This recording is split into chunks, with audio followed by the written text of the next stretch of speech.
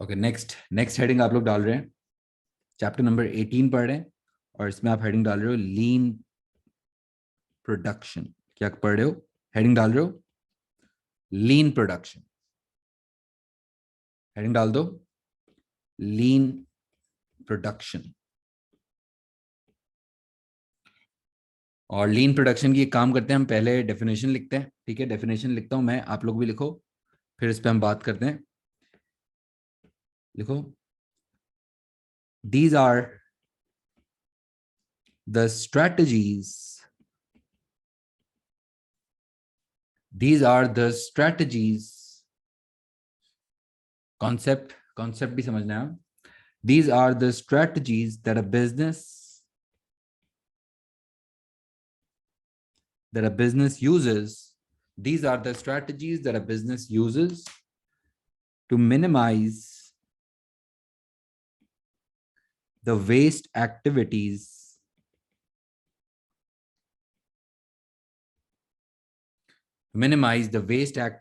from the production process.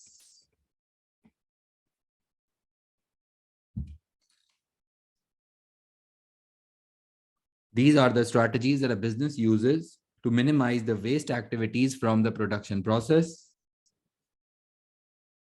such as, बल्कि सच है नहीं, फ्रॉम द प्रोडक्शन प्रोसेस। ठीक है, डेफिनेशन लिखो, फिर इसका कॉन्सेप्ट भी समझा रहा हूं। A waste activity is any activity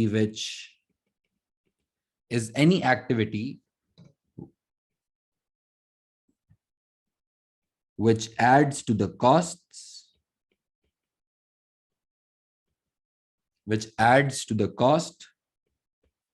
but do not add value,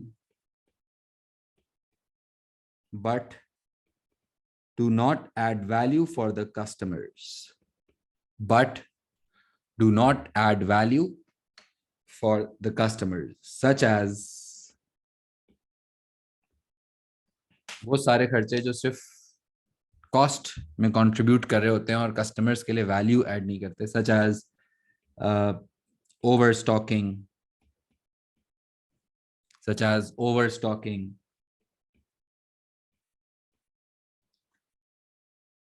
और डिफेक्टेड प्रोडक्शन मतलब कोई गलत चीज बना दी या कोई इस तरह का सीन, और एक्सेसिव ट्रांसपोर्टेशन, मतलब जरूरत से ज्यादा ट्रांसपोर्टेशन अगर आप कर रहे हो, कोई भी वेस्टेजेस इन प्रोडक्शन या वेस्टेजेस ऑफ रॉ मटेरियल।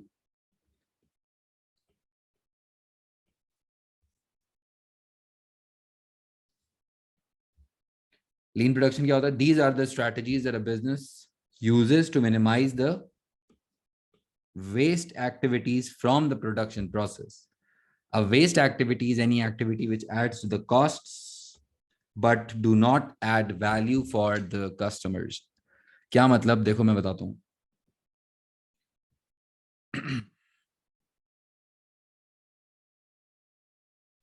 देखो, लीन प्रोडक्शन से पहले, अब जरा सुनना, अगर आपने ये बात सुन ली और समझ ली तो आप लीन प्रोडक्शन के चैंपियन हो जाओगे। सही है। अब जो ये लीन प्रोडक्शन का वर्ड है, इसमें से ये प्रोडक्शन का मतलब तो आपको पता है ना? प्रोडक्शन का मतलब होता है converting inputs into outputs. Inputs को प्रोसेस करके आउटपुट्स में कन्वर्ट करने को कहते हैं प्रोडक्शन, है ना? अच्छा, अब कोई भी प्रोडक्शन प्रोसेस होता है ना, चाहे वो टी शर्ट्स का प्रोडक्शन प्रोसेस हो, चाहे वो टेबल का प्रोडक्शन प्रोसेस हो, चाहे वो माइक का प्रोडक्शन प्रोसेस हो, नोटबुक का प्रोडक्शन, कोई भी बिजनेस अगर कोई भी प्रोडक्शन कोई भी चीज बना रहा है तो डेफिनेटली उसमें आपको बहुत सारे काम करने पड़ेंगे ना, बहुत सारे, खुद ब खुद नहीं होगा। अगर आप टेबल बना रहे हो फर्नीचर, तो आपको वुड खरीदनी होगी, आपको स्टॉकिंग करनी होगी, आपको पॉलिश खरीदना होगा, कटिंग करनी होगी, बहुत सारे काम करने होते हैं। और जो काम आपको करने पड़े होते हैं, उन कामों को हम कहते हैं अच्छे वर्ड्स में एक्टिविटीज। क्या कहते हैं? एक्टिविटीज। कोई भी बिजनेस चलाने के लिए, कोई भी प्रोडक्शन चलाने के लिए जो बिजनेस एक्टिविटी, जो काम कर रहा होता है ना, उन कामों को हम अच्छे वर्ड में कहते हैं एक्टिविटीज, ठीक है। अच्छा, अब लेट्स से चलो एक इजी एग्जांपल देता हूँ। अगर एक स्कूल है, स्कूल है या कॉलेज है, जो भी, एक स्कूल है। अच्छा, स्कूल के अंदर क्या होता है, स्कूल के अंदर how how the business works. सबसे पहले, जैसे अगर रैंडम बात करें, सबसे पहले आप क्या करते हो, आप स्टूडेंट को, नया अगर कोई स्टूडेंट आता है तो आप उसको एडमिशन फॉर्म देते हो, है ना। और फिर एडमिशन फॉर्म देने के बाद आप उसको क्या करते हो, आप उसको इंटरव्यू पे बुला लेते हो, अगर नॉर्मल कोई कॉलेज है या स्कूल है। फिर interviewer will take the interview of interviewee, and then finally अगर वो बंदा सेलेक्ट हो जाता है, बंदी सेलेक्ट हो जाती है, तो फिर उसको टाइम टेबल कम्युनिकेट किया जाता है, that's your time table and that's when your classes are going to happen.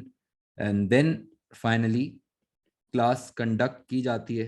जैसे क्लास कंडक्ट की जाती है जिसमें टीचर और स्टूडेंट्स इंटरेक्ट करते हैं, टीचर और स्टूडेंट्स फेस टू फेस आते हैं, उसमें बात होती है। दैट्स हाउ अ स्कूल, और that's how the production process of a school would look like, है ना। ये वो काम है जो एक स्कूल को करने पड़ते हैं अगर उनको अपना बिजनेस चलाना है तो, ठीक है। अच्छा, अब ये जो सारे एक्टिविटीज हैं, ये जो सारे काम हैं, क्या इन एक्टिविटीज में कोई खर्चे होते होंगे, एक्सपेंसेस?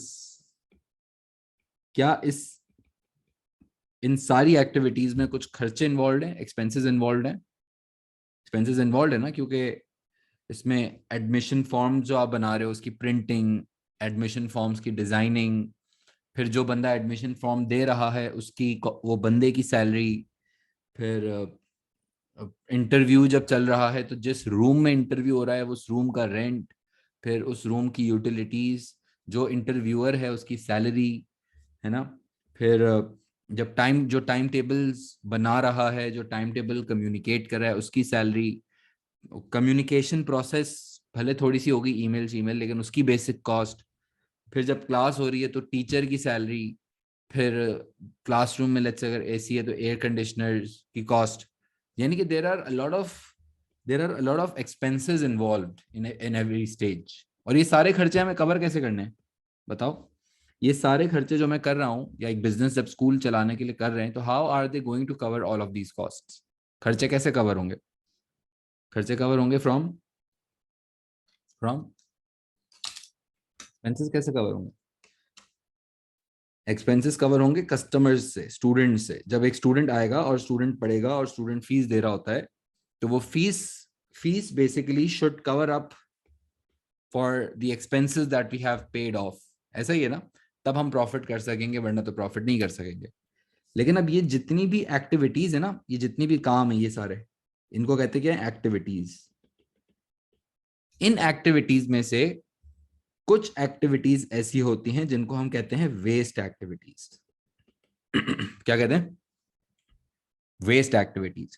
कुछ खर्चे ऐसे होते हैं जो शायद अगर ना भी हो तो फर्क नहीं पड़ता। कुछ खर्चे ऐसे होते हैं जो अगर आप, लेट्स से एक एक रैंडम बंदा कह रहा है, इस स्कूल को कह रहा है, इस स्कूल की मैनेजमेंट को, कि यार आप जो है ना, आप जब एडमिशन फॉर्म फिल करते हो, बहुत सुनना गौर से, हाँ, ये रैंडम कोई बंदा है, और ये रैंडम बंदा जो है वो स्कूल की मैनेजमेंट से कह रहा है कि जब आप एडमिशन फॉर्म प्रिंट करते हो, तो यार आप इतना बड़ा एडमिशन फॉर्म बनाते हो, पूरी फैकल्टी की पिक्चर लगाते हो, अपना बायोडेटा लिखते हो, इतना जरूरत नहीं है, just make a simple admission form.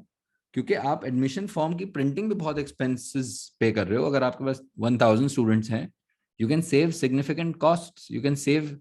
और वो यही कह रहा था कि इतना फर्क नहीं पड़ता है कस्टमर को या स्टूडेंट को कि एडमिशन फॉर्म कैसा है। एडमिशन फॉर्म से स्टूडेंट का कनेक्शन नहीं है, क्लासरूम क्वालिटी से स्टूडेंट का कंसर्न है।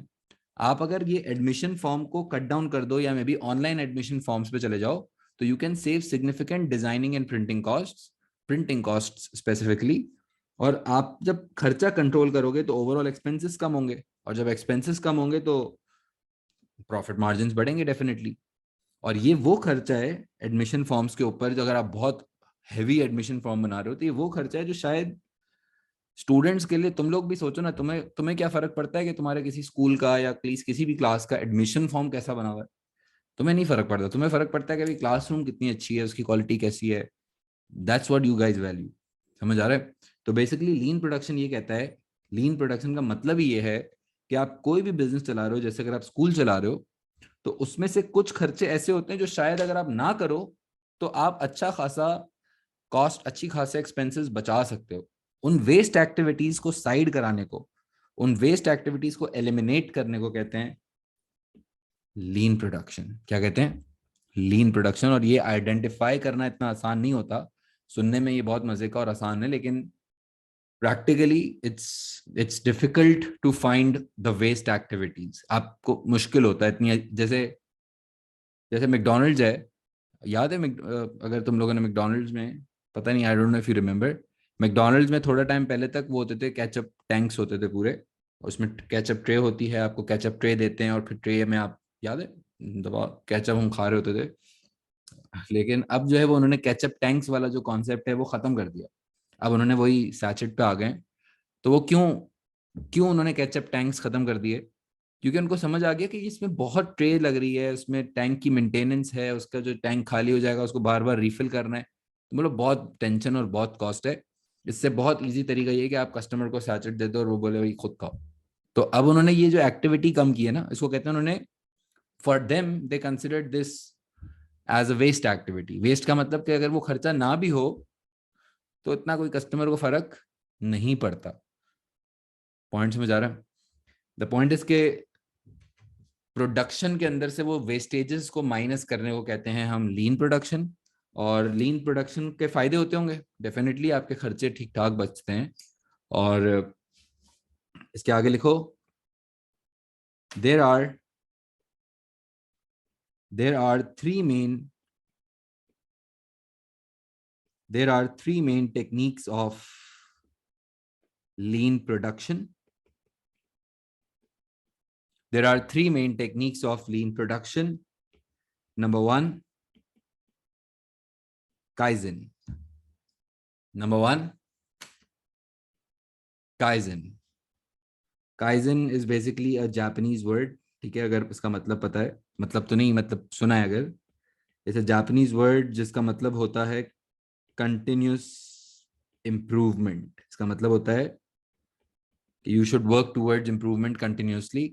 एंड इसका जो बेसिक कॉन्सेप्ट है वो ये कहता है दैट द एम्प्लॉयज, जो आपके एम्प्लॉयज है ना, उनको आप बहुत ज्यादा इन्वॉल्व रखें। बिकॉज काइजन ये सजेस्ट करता है कि आपका जो एम्प्लॉय होता है ना, वो बहुत सारी ऐसी चीजें जानता है जो शायद आप ऑफिस में या रूम में बैठ के बड़े वाले आपको नहीं पता चलती हैं। जो बंदा फील्ड पे होता है, जो बंदा डायरेक्टली ऑपरेशंस में इन्वॉल्व होता है, जैसे स्कूल के प्रिंसिपल को अगर क्लासरूम के अंदर के खर्चे बचाने की बात करनी है तो principal should consult teachers. Principal, even though अगर प्रिंसिपल सबसे सीनियर हैं, बट स्टिल अगर आप अपने एम्प्लॉयज से पूछोगे ना, क्योंकि वो दे आर डायरेक्टली इन्वॉल्व, जो बंदा डायरेक्टली इन्वॉल्व होता है काम में, जैसे एक टीचर अगर काम में डायरेक्टली इन्वॉल्व है तो वो बेहतर बता सकता है कि क्लासरूम का क्या सीन है, रादर देन वो सीनियर जूनियर की बात नहीं हो रही। काइजन यही कहता है that the employees should be involve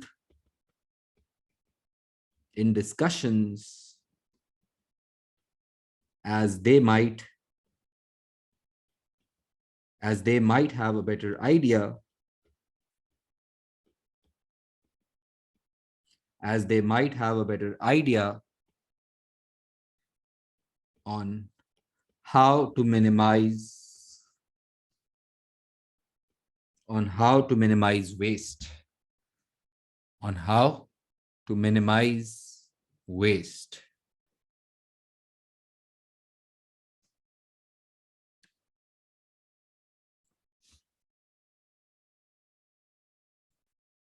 अच्छा, एक टेक्निक हो गई काइजन। सेकंड सेकंड टेक्निक को कहते हैं, सेकंड लीन प्रोडक्शन टेक्निक को कहते हैं सेल प्रोडक्शन।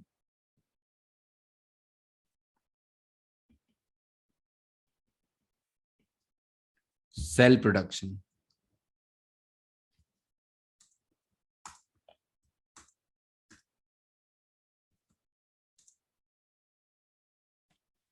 और सेल प्रोडक्शन की डेफिनेशन लिखो। क्या होता है cell production? When the production process when the production process is divided into different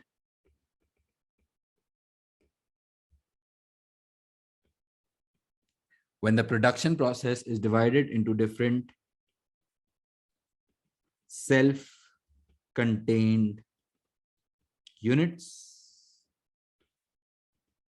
When the production process is divided into different self-contained units or cells, and each cell is responsible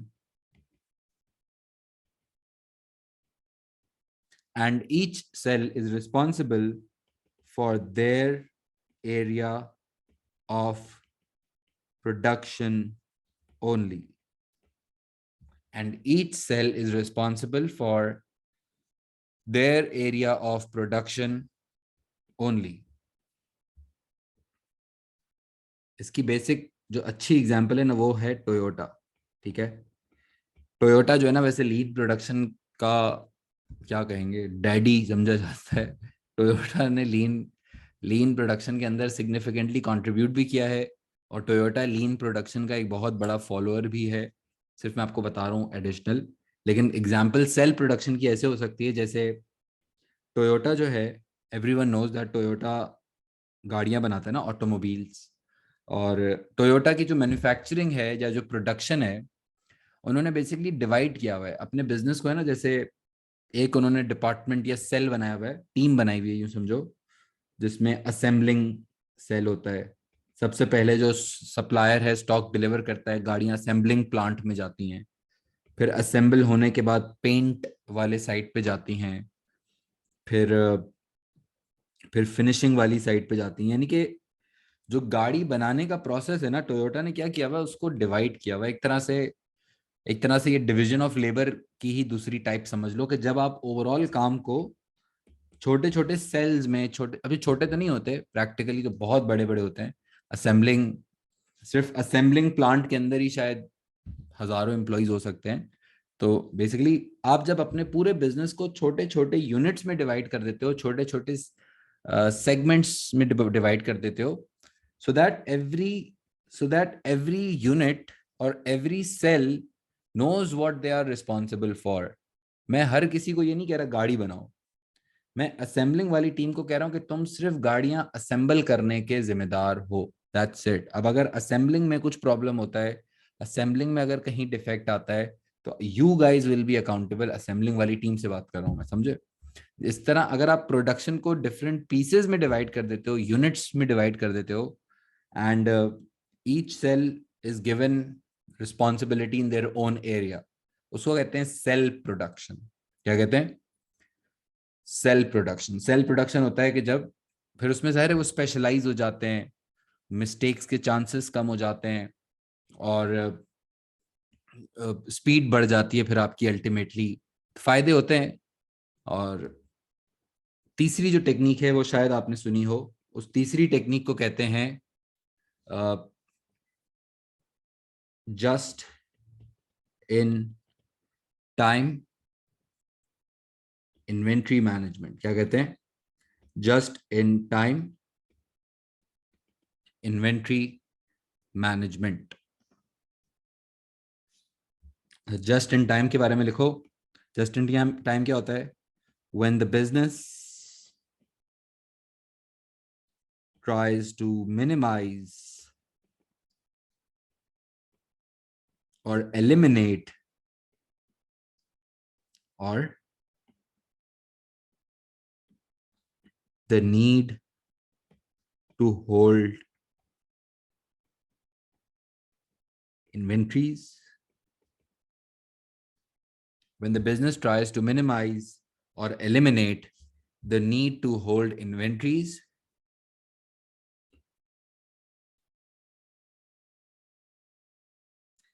when the business tries to minimize or eliminate the need to hold inventories by ordering stocks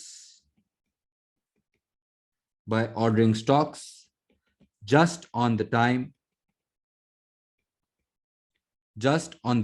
when it is when it is ordered by the customers,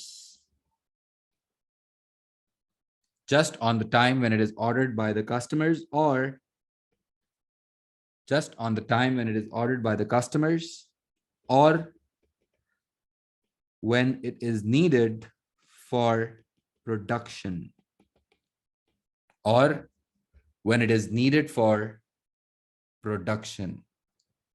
just in time basically ये कहता है, और अगर एक आपको general knowledge बता दूं तो ये भी टोयोटा ने ही इंट्रोड्यूस कराया था दुनिया में।